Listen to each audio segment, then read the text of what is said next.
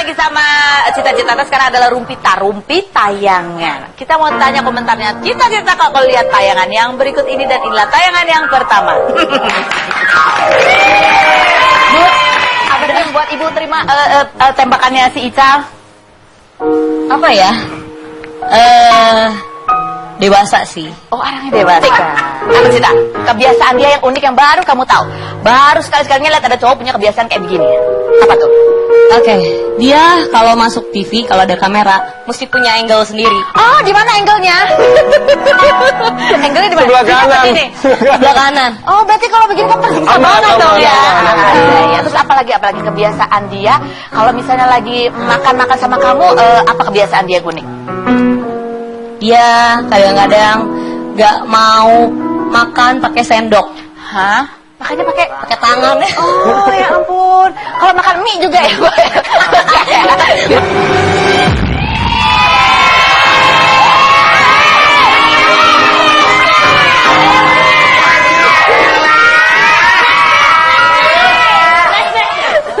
Ya udah, muka kamu sudah cukup menjawab semuanya ya. Jadi ibu ternyata setelah mengetahui kebiasaan unik lainnya, ibu menemukan hal yang lain gitu ya. Melihat dan mendengar. Melihat sendiri. Di Raba dan di Terawang juga nggak?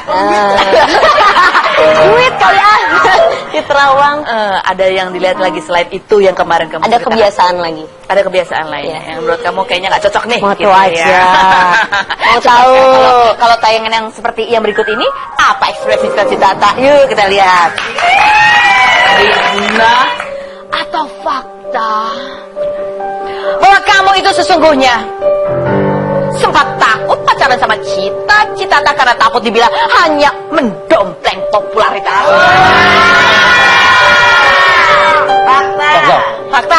Jadi aku nggak mau sampai orang tahu terus beropini kalau aku nombleng nama besarnya dia atau namanya dia. Aku nggak mau, karena aku punya proses sendiri. Aku dari 2009 aku merantau sendiri. Aku di dunia aku sendiri, aku punya proses sendiri. Aku nggak mau terkotori dengan ada omongan. Jadi sekarang kalau begitu tahu orang tahu kamu pacaran, ada komentar-komentar apa yang kapan lalu sempat ada teman wartawan wawancarain. Ketika teman wartawan wawancarain, settingan ya. Kalau settingan stop, besok nggak usah tayangin. Gue nggak mau, gue nggak butuh semua tayangan.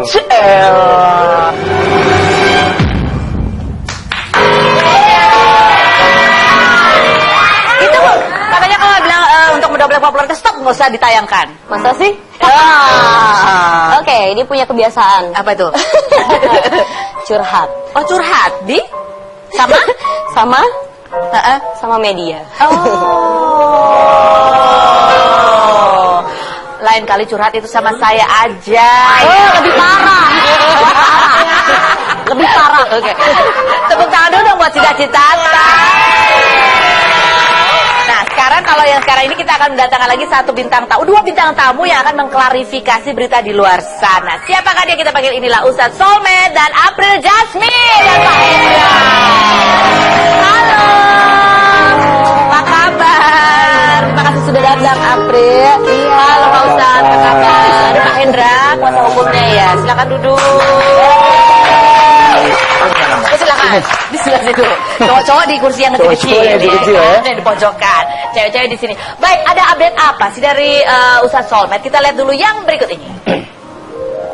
Mahmud Nasution atau yang lebih dikenal dengan nama Ustadz Solmed lahir di Jakarta 19 Juli 1983. Namanya mulai dikenal publik saat ia mengikuti lomba pidato dan ceramah tingkat nasional di tahun 2000. Ustadz Solmed pernah menikah dengan Dewi Yulianti di tahun 2006, namun pernikahan mereka tak bertahan lama. Pada bulan November 2011, Ustadz Solmed kemudian menikah dengan seorang pemain sinetron dan FTV bernama April Jasmine dan telah dikaruniai seorang putra yang diberi nama Sultan Mahmud Kusyairi. Belakangan ini nama Ustadz Solmed tengah menjadi perbincangan karena dikabarkan Ustadz Solmed dikeroyok oleh warga Cinangka, Serang, Banten akibat terlambat menghadiri undangan ceramah untuk peringatan Isra Mi'raj pada 29 April kemarin. Padahal kabarnya Ustadz telah menerima bayaran sebesar 25 juta rupiah. Lantas bagaimanakah kronologi yang sebenarnya terjadi saat itu? Benarkah Ustadz Solmed telah menerima pembayaran sebanyak 25 juta rupiah dari pihak penyelenggara? Dan seperti apa tanggapan Ustadz Solmed perihal kabar bahwa dirinya termasuk dalam para penceramah yang mematok bayaran dengan harga tinggi? Saksikan kisah selengkapnya hanya di Rumpi No Secret. Oke, nah langsung nih, kalau dari Pak Ustadz mau meluruskan berita-berita di luar sana, kalau dari sisi Pak Ustadz sebetulnya seperti apa sih? Terima kasih. Assalamualaikum warahmatullahi wabarakatuh. Waalaikumsalam. Jadi tanggal 28 April saya pulang umroh. Iya. 29 ada undangan malam hari di Serang Timur. Lokasinya 10 menit dari keluar tol Serang Timur. Kata panitia. Kata panitia. Pakai Google Maps dong. Iya. Kita ukur dari Cibubur, saya syuting, meluncur ke Serang Timur sampai jam 21.45. Memang jam segitu undangannya? Jam segitu undangannya. Iya. Jam 10. Jam 10. Berarti kan kalau ditambah 10 menit lagi, nyampainya tepat. Iya. Ternyata panitia ralat. Bukan Serang Timur, Cilegon Timur. Saya bilang kenapa? Karena macet. Ya sudah. Mungkin kalau pembicara lain sudah pulang kali ya, karena tidak ada komitmen di situ kan. Oke, saya ikutin. Saya tanya lagi dari Cilegon Timur berapa menit ke lokasi? Sekitar 3 km. 10 menit. Ya udah. Begitu keluar, saya tungguin setengah jam, 40 menit, 1 jam. Kok nggak nyampe-nyampe? Sampai kita komunikasi terus. Ini nyampainya kapan? Akhirnya sampailah saya jam 12 malam. Habis waktu 2 jam kurang lebih di perjalanan. Apa yang terjadi kemudian di sana? Betulkah warga kemudian menghadang kendaraan? Pak Begitu Ustadz? saya turun, warga sudah rame kan? Iya. Saya ajak masuk. Mari kita masuk dulu ke pelataran masjid. Iya. Kita mau klarifikasi mengapa saya terlambat. Nah, saya terlambat akibat panitia ini nih. Saya tunjuk orang yang menjemput saya, yang selalu berbeda. Tempat janjian di mana kita harus ketemu. Sehingga habis waktu saya di perjalanan. Iya. Serang Timur ke Karangbolong, jauh banget itu. Masyarakat ngerti, paham, kita foto-foto. Oke. Ada foto-foto, keluar saya dari masjid, disinilah terjadi provokasi. Ada seorang bapak gulung tangan, Solmet, aing kadet sia. Sia aing, pokoknya begitulah ya. Sia aing. Saya nggak paham juga kan, sia aing. Saya bilang, begitu dia memprovokasi dengan kalimat itu, keluarlah massa bersenjata, balok, besi, kayu. Nah, masyarakat yang tadi ikut saya di masjid menjadi tameng hidup buat saya. Terima kasih saya ucapkan ibu-ibu dan bapak-bapak yang sudah menjadi tameng hidup buat saya. Kemudian saya digiring ke arah mobil. Ini masyarakat, bukan masyarakat ya. Saya nggak tahu nih orang dari mana nih. Entah jamaah khusus siapa ini yang bawa senjata tadi ingin menyerang. Saat itu saya berjalan, saya cuman bilang, ya Allah, ampuni dosa saya, maafkan saya, masukkan saya ke dalam surga, jagain anak dan istri saya serta keluarga saya. Bayangan saya mati hari itu sudah. Segitu gentingnya. Genting banget. Bayangan saya hari itu saya mati. Mereka bawa senjata tajam itu. Saya nggak lihat senjata tajam, tapi bawa kayu, bawa besi segala macam. Teriaknya tuh udah bunuh, bantai, habisi. Masuk mobil, mobil saya dihabisin. Dam. Jalan kita. Kemudian, Dan ini saksinya banyak. Artinya orang-orang yang ikut saya itu bahkan begitu. Ini temennya nih, maling. Diteriakin maling, ditendang, dipukul.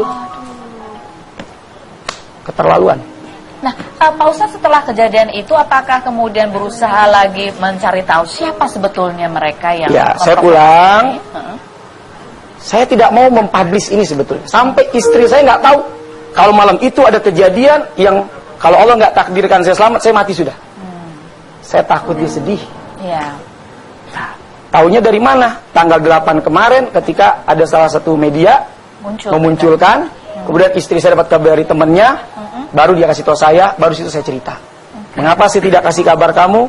Karena saya takut kamu sedih mendengar kabar ini. April ketika mendengar berita ini, wah seperti apa nih, dengar ceritanya aja berkaca-kaca. Iya, kalau istri itu pasti sedih. Apa yang dirasain sama suaminya, kita pasti ngerasain kan. Jadi aku waktu itu kaget banget. Temen telepon, terus akhirnya, Ustadz nggak apa-apa kan, Prel gitu. Nggak apa-apa, aku bilang, ada apa ya? kirimin ada berita yang aku baca Ustadz dikeroyok. Aku udah lemes kan karena memang lagi syuting terus kayak gitu. Ya udah kirimin aja beritanya, aku bilang kirimin beritanya, terus aku kirim ke Ustadz. Aduh, aku nggak tahu ya ini berita apaan gitu. Terus Ustadz bilang ya udah kamu pulang dulu aja, ngobrol lah di rumah. Akhirnya Ustadz ceritain dan ya aku nangis gitu, maksudnya sedih karena sebelum hamil kan aku ikut perjalanan dakwah Ustadz. Perjalanan itu bukan perjalanan biasa. Kita nih kadang-kadang di mobil gitu Kak, 5 jam perjalanan, jalanannya nggak halus gitu, lewatin batu-batu yang namanya mual, badan sakit gitu ya, itu kita rasain. Nah, Ustadz nih kadang-kadang juga ada undangan gitu, terus kita udah mau ada acara tapi Ustadz nggak apa-apa ya sayang, sabar ya gitu, kasihan jamaah nungguin, atau kamu ikut aja yuk kita jalan ke sana. Jadi banyak hal-hal yang oke, kita banyak mengorbankan dakwah untuk jamaah lah dibandingin untuk kesenangan keluarga gitu. Makanya sedih banget dengar ada kejadian seperti ini. Iya. Oke. Nah, ini pasti ada penjelasan dari Pak Hendra juga hadir di sini. Apa yang akan dilakukan dari pihak Ustadz Solmed kemudian. Kita akan bahas setelah berikut ini. Jangan kemana-mana. Tetap di Rumpi. Ada artikel lagi yang mau kita tanya ke Pak Ustadz. Ini artikelnya nih Pak Ustadz. Kalau dari Pak Ustadz sebenarnya yang benar gimana sih? Rumpifikasi artikel. Ustadz Solmed bantah tudingan terima 25 juta walau batal dakwah. Ada kata-kata bahwa udah datang terlambat padahal udah terima duit 25 juta begitu. Yang benar seperti apa Pak Ustadz? Iya, jadi sepeser pun saya tidak terima uang apalagi 25 juta. Justru saya minta pihak siapa yang menghembuskan ini agar bertanggung jawab, jangan melemparkan isu lalu kemudian tidak bertanggung jawab. Ini namanya fitnah. Hati-hati. Nanti fitnah itu kembali kepada saudara, gitu kan? Jangan melempar opini yang kita nggak ngerti. Bahkan kita sengaja berbohong dengan opini itu. Nah, padahal saya sendiri tidak menerima 25 juta. Wow, fantastis. Teks ini coba kita bayangkan bahwa Pak Ustadz memenuhi undangan untuk acara dakwah. Ya. Setelah sampai di sana bukannya disambut dengan baik, dengan lemah lembut, dengan sikap kasih sayang, tetapi malah mau dihabisi. Ya, mau dibunuh bahkan. Kalau dari sisi hukum kami melihat ada beberapa hal. Yang pertama adalah bahwa tindakan provokasi itu memiliki konsekuensi yang dapat memancing pihak massa ataupun masyarakat yang tadinya tidak terbawa emosi menjadi emosi. Ya. Apalagi tadi Pak Ustadz menyatakan ada pakai gulung-gulung tangan gitu. Ada tindakan hukum yang akan diambil dari pihak Pak Ustadz atau bagaimana? Ya, saya secara pribadi sudah bertanya sama Pak Ustadz selaku klien kami. Secara konstruksi hukum, permasalahan ini ada konsekuensinya. Ya, satu, ini menyangkut keselamatan jiwa. Kita nggak tahu kalau seandainya pada saat itu tidak ada orang yang mencoba membentengi Pak Ustadz, apa yang terjadi dengan diri beliau. Ada yang bawa senjata, besi, kayu, ya kan, bahkan juga ada yang melempari gitu kan. Nah, yang kedua, ternyata ada tindakan pengerusakan, pengerusakan terhadap mobil, barang. Nah, itu kalau kita tinjau secara hukum, itu ada beberapa ketentuan pasal pidana yang dapat diterapkan. Tapi dalam konteks ini, ketika kami bertanya sama Pak Ustadz bahwa kita dapat menempuh upaya hukum atas peristiwa ini, atas musibah ini, tetapi beliau dengan sikap lemah lembut dan kasih sayangnya rupanya memaafkan si pelaku, meskipun si pelaku belum meminta maaf. Dalam konteks ini juga, meskipun dari sisi Pak Ustadz tidak melaporkan atau tidak berupaya menuntut, memproses secara hukum, tetapi perlu diketahui bahwa peristiwa ini adalah merupakan kejahatan murni. Sehingga meskipun tanpa Pak Ustadz membuat laporan, pihak penyidik atau kepolisian bisa mengusut dengan kewenangan yang ada padanya bisa memproses kasus ini dengan menangkap pelaku. Seperti itu. Asal ada yang melapor begitu ya? Tidak mesti, tidak mesti ada yang melapor. Ya, karena ini merupakan kekerasan dan bukan merupakan delik aduan. Baik. Ya, mudah-mudahan cepat berakhir dengan baik begitu, yang bertanggung jawab. Semoga ini tidak berulang lagi kepada siapapun gitu ya. Ada artikel lagi. Nah, kalau ini artikel yang ditujukan ke April Jasmine. Kita mau tanya komentarnya Pak Ustadz juga dan April. Oke, kita lihat yang berikut ini. Ingin hamil lagi, April Jasmine dambakan anak kembar, katanya begitu. Oh. Benarkah lagi hamil sekarang? Pak masih program? Belum. Belum. Enggak kelihatan gemuk. Enggak, amin. Kalau didoain hamil, amin. Tapi belum. Sampai sekarang mau program sih. Ngeliatnya ke Pak Ustadz dulu, mau program sih. Minta izin dulu. Iya, soalnya Ustadz udah nanyain, ayo dong anak kedua gitu. Dia bilang mau sih, tapi kok masih sibuk banget ya? Yang sibuk siapa? Pak Ustadznya atau April yang sibuk? Kalau Ustadz bilang, bis kamu main sinetron lagi sih, jadi oh, ya kapan ketemunya ya main sinetron sampai malam. Ya, dicari aja waktunya ya Pak Ustadz. Next artikel kita lihat. Berikutnya, April Jasmine pernah suruh Ustadz Solmed diam karena banyak bicara. Emang benar gitu? Enggak. Ustadz tuh bisa kalau misalkan aku ada apa gitu ya, yang salah sedikit, Ustadz tuh menasehati bisa gitu perjalanan ini dari mobil dari Jakarta misalkan sampai Bogor, terus dia masih nasihatin. Kamu tahu nggak? Terus diulang lagi, aku bilang, udah sekali aja aku denger kali, sekarang udah boleh kali diem gitu, kita dengerin yang lain. Jadi paling kayak gitu. Oh gitu. Ya lo Pak Ustadz tuh lagi latihan sebetulnya buat ini. Biar lancar. Oke, kita masih akan kembali lagi bersama teman-teman saya, jangan kemana-mana, tetap di Rumpindo.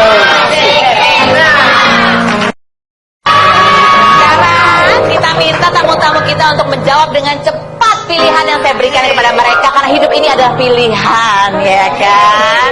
Cita-cita tak pilih mana? Dapat cowok matre atau cowok yang mendompleng popularitas kamu?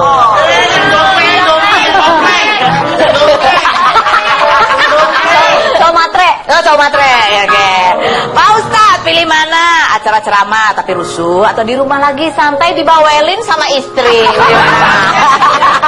Acara ceramah santai. Oh. Gak ada pilihan. Pilihnya itu doang. Ya jangan rusuh lah. Oh, jangan rusuh. Oh, ceramah tetap ya. Tapi Iya, mudah-mudahan gak pakai terus. rusuh. Daripada diomelin istri di rumah ya. Oke, April Jasmine, pilih mana? Menemani suami dakwah atau nemenin anak di rumah? Ih, galau deh. Karena tuh bingung tuh pilih. Karena dia di sini ya udah nemenin suami. Daripada diomelin di sepanjang sini sampai rumah ya. Tepuk tangan dulu dong buat tamu-tamu saya. Cita-cita silakan kamu menuju ke posisi pojokan sana ya. Nanti akan saya temenin, dia nyanyi saya senam ya. Silakan. Tepuk tangan sekali lagi buat kehadiran kita. Terima kasih Pak Ustadz, Pak Hendra dan juga April atas kehadirannya. Mudah-mudahan ini setelah diluruskan ya, apa istilahnya, tidak banyak lagi orang yang berprasangka buruk begitu ya, dan tidak ada lagi kejadian-kejadian yang membahayakan nyawa seseorang. Karena perjalanan itu artis-artis ini menuju ke daerah itu kadang-kadang panjang dan jauh, dan kita nggak pernah tahu apa yang terjadi begitu ya. Semoga kita semua dalam keadaan selamat, dan jangan lupa ketemu saya lagi Senin sampai Jumat di acara Rumpi No Secret, dan inilah lagu Cita-Cita Tak.